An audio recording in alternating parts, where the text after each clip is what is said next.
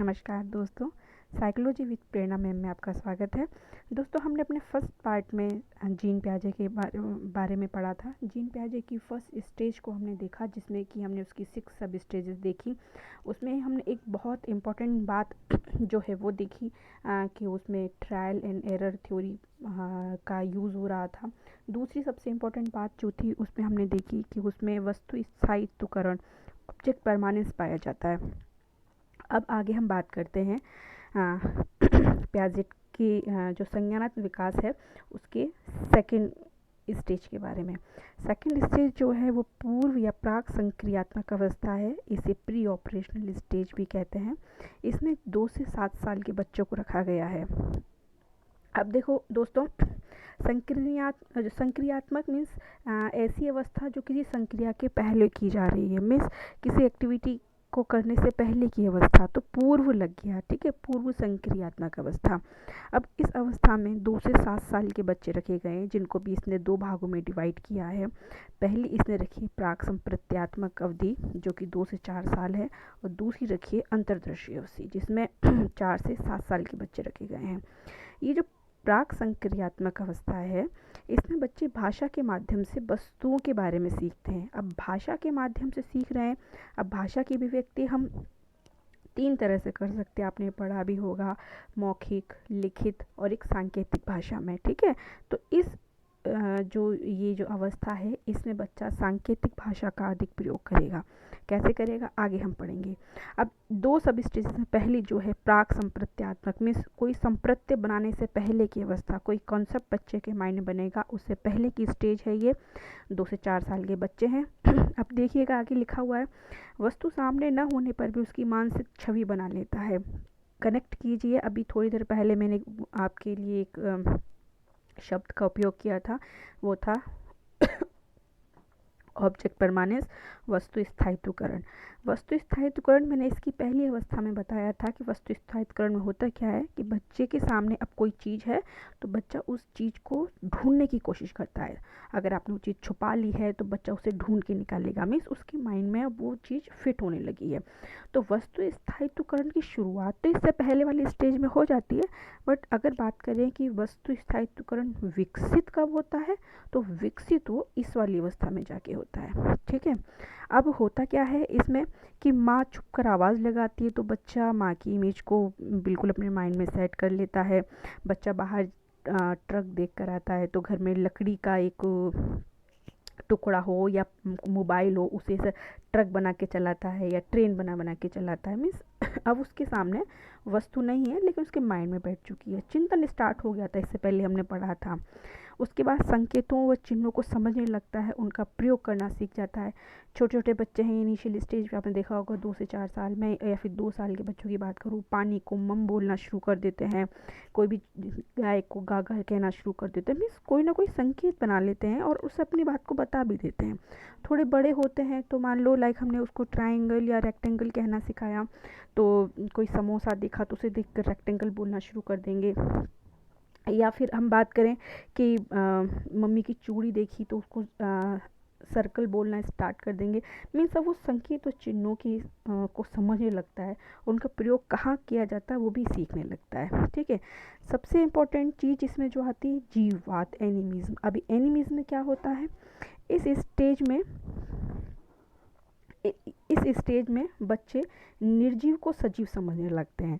Means उन्हें ये नहीं पता होता कि ये लाइव थिंग है या नॉन लिविंग थिंग है। लिविंग थिंग और नॉन लिविंग थिंग में वो अंतर नहीं कर पाते हैं।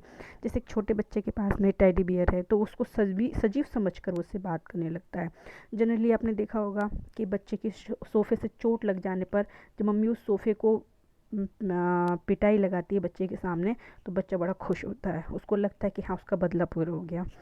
छोटी छोटी सी एग्जांपल्स है, मैंने काफ़ी इजी एग्जांपल्स आपके सामने लिए हैं। मेरी शुरू से हैबिट रही है कि मैं एग्जांपल्स इतने इजी लेके आती हूँ ताकि कॉन्सेप्ट आपको समझ में आए।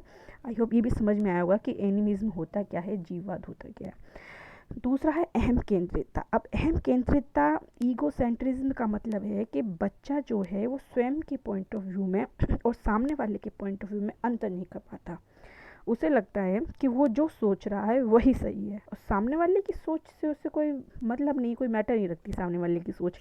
जैसे लिखा भी है कि स्वयं के दृष्टिकोण को ही समझना, हालांकि ये लैंग्वेज थोड़ी टफ हो जाएगी, आप सिर्फ इसको देखिए कि 4 साल के बच्चे को उसके पापा फ़ोन करके बात करते हैं, पूछते हैं बेटा खाना खाया, बच्चा सिर हिला के जवाब देता है। अब बच्चे के पॉइंट ऑफ व्यू से उसने सिर हिला के जवाब दिया, मीन्स पापा को यस बोला, लेकिन फादर के पॉइंट ऑफ व्यू से जब तक वो बोलेगा नहीं तो उनको समझ नहीं आएगा, क्योंकि ये ऑडियो कॉल है, वीडियो कॉल नहीं है, ठीक है ना।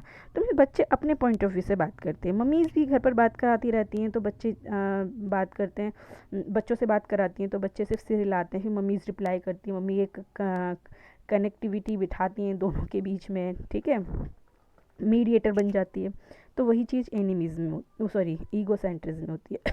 तो क्वेश्चन आता है कि जीववाद किस में पाया जाता है, तो जीववाद आपकी इसमें पूर्व क्रियात्मक अवस्था में पाया जाता है, और अगर ये भी ऑप्शन में ना हो तो ऑप्शन में आपको वो पूर्व संप्रत्यात्मक अवस्था अवधि देगा, ठीक है। तो इसमें जीववाद और एनिमिज्म और ईगोसेंट्रिज्म दोनों पाए जाते हैं। अब बात करते हैं आपकी अंतर्दर्शी अवस्था की। अंतर्दर्शी अवस्था 4 से 7 साल की होती है। अब ये बड़ी ही इंटरेस्टिंग सी स्टेज है। अब होता क्या है इसमें, अब धीरे धीरे बच्चा लैंग्वेज को सीख रहा है, ठीक है। अब वो क्या करता है, लैंग्वेज को सीख तो जाता है, भाषा को सीख तो जाता है, परंतु इसका उपयोग करना नहीं सीखता। कौन सी बात कहाँ बोलनी होती है उसे ये नहीं पता होता, बट बातें बोलना सब आता है। सारी बातें, इस एज के बच्चे बहुत डेंजरस हो जाते हैं कभी कभी, आपकी बातों को इतना अच्छे से बात करेंगे, सुनेंगे, समझेंगे, लेकिन जो प्राइवेट बात होगी उसको भी सुनकर कहीं थर्ड पर्सन के पास में लीक कर देंगे, ठीक है। वो इसी एज के बच्चे होते हैं। तो ये वही बच्चे हैं जो बिल्कुल आपका बोलते हैं ना लड़ाई कराने वाले, वही बच्चे होते हैं ये। भोले होते हैं बहुत ज़्यादा, बट इनकी मासूमियत का फ़ायदा कुछ और लोग ले जाते हैं। तो यही बात है कि, और दूसरी बात, इनकी तर्क शक्ति भी इनमें आ जाती है, बट इनके जो तर्क होते हैं बहुत बेतुके से तर्क होते हैं, मतलब इलॉजिकल वाली बातें करते हैं ये। जैसे इलॉजिकल वाली बातों में बिना सिर पैर की बातें जैसे हम बोल सकते हैं, वो बातें इनके पास में होती हैं।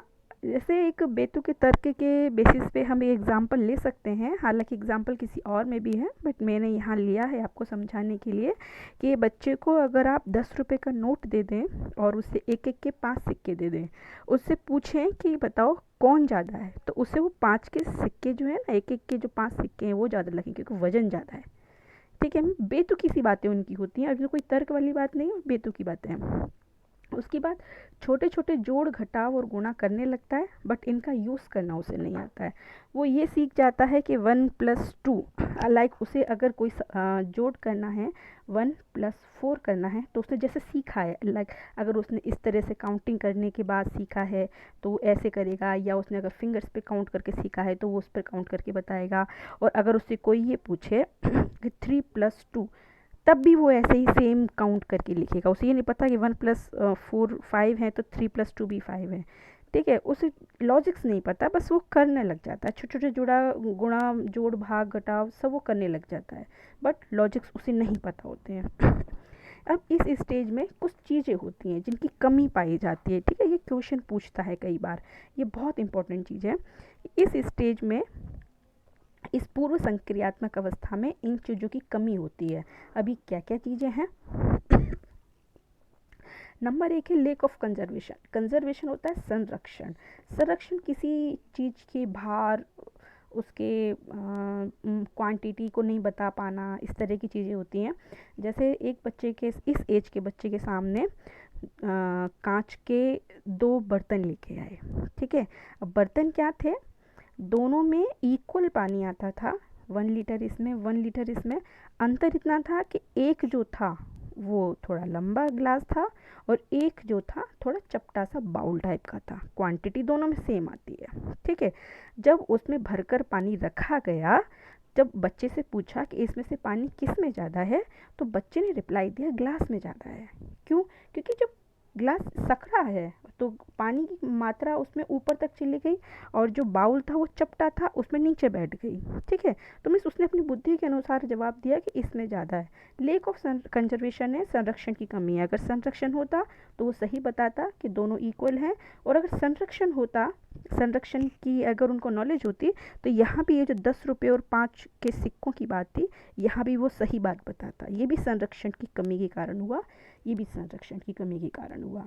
ठीक है, उसके बाद में लेक ऑफ रिवर्सिबिलिटी। रिवर्सिबिलिटी होती है अपलटावी, मीन्स उलटने पलटने की क्षमता। अब उलटने पलटने की क्षमता इस स्टेज में बच्चे में नहीं होती। वो 1 2 3 4 5 6 7 तो बता देगा, लेकिन आप पूछोगे 2 के पहले क्या आता है, 2 के बाद क्या आता है, या उनका उल्टा क्रम पूछोगे, वो नहीं बता पाएगा। आपने छोटे बच्चों की बुक्स में भी देखा होगा, ये रिवर्सिबिलिटी उनके मैथ की बुक में भी होती है। ठीक है, सिखाने के लिए, क्योंकि धीरे धीरे सीखता है बच्चा, तो वो इस स्टेज में उसको नहीं आता। 1 से 100 तक वो इजीली सब बता लेगा, लेकिन अगर 100 to 1 बोलने के लिए कहें तो शायद उसको मुश्किल हो जाएगी। ठीक है, तो रिवर्सिबिलिटी उसको नहीं आती, अलटना पलटना उसको नहीं आता, एक ही सीक्वेंस उसको समझ में आता है। उसके बाद है लेक ऑफ डिसेंट्रेशन। डिसेंट्रेशन होता है विकेंद्रीकरण की कमी। अभी विकेंद्रीकरण क्या होता है, नाम बहुत भारी भारी है, एग्जाम्पल से समझिए, आप समझ में आएगा। विकेंद्रीकरण होता है कि जब 2 वस्तुओं में से एक वस्तु चुनने को कहा जाए तो वो साइज, रंग और स्वाद के आधार पर चुनता है। जैसे बच्चे को 2 चॉकलेट्स दे दी, एक दे दिया डेयरी मिल्क, एक दे दिया पर्क। उसे पूछा इनमें से कोई एक उठाओ, तो इस स्टेज के बच्चे या तो उसका कलर देखकर पसंद करेंगे कि नहीं मुझे पर्पल पसंद है तो मुझे पर्पल चॉकलेट खानी है, या उसका साइज़ देखेंगे कि अरे पर्क थोड़ा साइज़ में बड़ा है, डेयरी मिल्क छोटा है, या फिर उसके स्वाद के आधार पर चुनेंगे। वो क्वालिटी और क्वांटिटी पे नहीं जाएंगे, कौन सी बेस्ट है या किस में क्या है, वो नहीं। वो सिर्फ एक बेतुके से तर्क, जो है यहाँ बताया था बेतुके तर्क होते हैं, तो बेतुके तर्क के बेस पे उसको सेलेक्ट करेंगे। दूसरी है लेक ऑफ लॉजिक्स, तार्किकता का अभाव। इस एज के बच्चों में तार्किकता का अभाव होता है। लॉजिक्स तो होते हैं पर वो बिना सिर पैर के, पहले ही बता दिया मैंने आपको कि बेतुके से तर्क करता है। ठीक है, तो ये थी आपकी सेकंड स्टेज। नेक्स्ट स्टेज के बारे में हम बात करते हैं। नेक्स्ट है हमारी थर्ड स्टेज। थर्ड स्टेज का नाम है पश्च या मूर्त संक्रियात्मक अवस्था। इसे इंग्लिश में पोस्ट कॉन्क्रीट ऑपरेशनल स्टेज भी कहते हैं। इसमें जो एज ग्रुप रखा गया है वो 7 से 11 वर्ष का रखा गया है। अब इसमें क्या होता है, अंतर्दर्शी तर्क शक्ति जो थी उसकी जगह तार्किकता आ जाती है। अब अंतर्दर्शी तर्क शक्ति क्या थी, वही बेतुके से लॉजिक्स उसके। अब इसके बाद इसकी जगह लॉजिक्स आ जाते हैं, परंतु समस्या का समाधान मूर्त परिस्थितियों पर निर्भर रहता है। मैंने आपको बताया था कि मूर्त ये वही मूर्त है जो मूर्त से अमूर्त की ओर आप जब टीचिंग मैगजीन्स में पढ़ते हो उसमें समझाया जाता है। मीन्स अब मूर्त है क्या, मूर्त ये है कि बच्चे को जब भी कोई चीज़ आप पढ़ा रहे हो तो उसका एक पिक्चर उसको अगर दिखा के पढ़ाओगे तो बच्चा अच्छे से समझेगा। जैसे आप प्राइमरी लेवल में बच्चे को पढ़ा रहे हो, आपने एप्पल पढ़ाया, तो एप्पल को अगर आप बाकायदा दिखाने के बाद बच्चे को समझाओगे तो बच्चा बहुत जल्दी कैच करेगा। ठीक है, मूर्त से अमूर्त की तरफ जाता है। हम भी भगवान का स्मरण करते हैं, तब आंखें बंद करते हैं तो सिर्फ उनका मूर्त रूप देखते हैं। ठीक है, भगवान की इमेज हमारे माइंड में आ जाती है, मन मस्तिष्क में छा जाती है, तो वही मूर्त रूप है। तो यहाँ भी बच्चा समस्या समाधान करेगा, परंतु मूर्त परिस्थितियों पर ही निर्भर करता है। वो सोचता है, माइंड में उसकी इमेज बनाता है, उसके बाद ही उनका आंसर कर पाता है। नेक्स्ट है संरक्षण पाया जाता है। देखो बहुत अच्छी चीज़ है बच्चों, इससे पहले मैंने बताया था कि संरक्षण नहीं होता, किसमें, सेकेंड नंबर की स्टेज में। वहाँ जिस जिस चीज़ की कमी थी, लेक ऑफ कंजर्वेशन मीन्स संरक्षण की कमी, लेक ऑफ रिवर्सिबिलिटी आपके ये जो पलटावी है, अलटने पलटने की कमी, लेक ऑफ डिसेंट्रेशन मीन्स विकेंद्रीकरण की कमी। ठीक है, वो सारी जो कमियां थी वहाँ पर वो पूर्ति यहाँ हो जाएगी, वो सब इसमें पाया जाएगा। अगर क्वेश्चन आता है किस स्टेज में संरक्षण पाया जाता है, तो आप आंसर लगाओगे कि पश्च संक्रियात्मक अवस्था में संरक्षण पाया जाता है। किस स्टेज में रिवर्सिबिलिटी पाई जाती है, तो मूर्त या पश्च संक्रियात्मक अवस्था में रिवर्सिबिलिटी पाई जाती है। विकेंद्रीकरण किसमें बच्चा सीख जाता है, तो भी इसी थर्ड स्टेज में सीख जाता है। आगमनात्मक तार्किकता पाई जाती है। आगमन वही आगमन से निगमन की ओर, वही मूर्त वाली बात है। काफ़ी सारी चीज़ें एग्जाम्पल्स उसको देंगे, उसके बाद उसको समझ में आएगा। तो आगमनात्मक तार्किकता उसके पास पाई जाती है। और ये जो यहाँ से क्वेश्चन बनता है, बेसिकली यहाँ से क्वेश्चंस आपके मैं बता देती हूँ कैसे बनता है। सबसे पहले पूछेगा पियाजेट की किस अवस्था में मूर्त तार्किकता पाई जाती है। ठीक है, अब मूर्त आ गया तो आपके ऑप्शन जब आएंगे तो मूर्त संक्रियात्मक अवस्था ऑप्शन में नहीं होगा। अब वो ऑप्शन में क्या देगा, पश्च संक्रियात्मक अवस्था। ठीक है, अब आपको ये पहचानना है कि पश्च को ही मूर्त कहा जाता है। उसके बाद नेक्स्ट क्वेश्चन जो बनता है, इनमें से किस अवस्था में संरक्षण पाया जाता है तब भी आपका आंसर यही होगा। किस अवस्था में रिवर्सिबिलिटी पाई जाती है, तब भी आंसर यही होगा। किस अवस्था में विकेंद्रीकरण पाया जाता है, आंसर आपका यही होगा। वर्गीकरण करना किस अवस्था में सीख जाता है, तो वर्गीकरण में बच्चा इसी अवस्था में सीखेगा।